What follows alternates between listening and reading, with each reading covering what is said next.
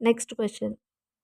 శాసనోల్లంఘనోద్యమం కాలంలో వాయువ్య సరిహద్దు రాష్ట్రంలో ఉద్యమాన్ని నడిపిన కాంగ్రెస్ నాయకుడు ఎవరు?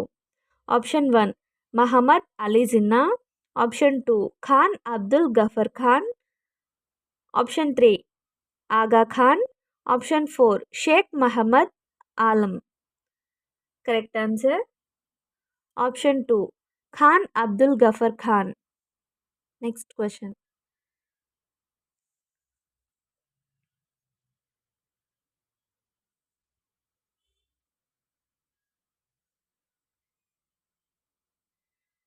దక్షిణ భారతదేశ భక్తి ఉద్యమకారుడు అయిన మధ్వాచార్య గురించి ఈ క్రింది వానిలో సరైన వాక్యాలను గుర్తించండి.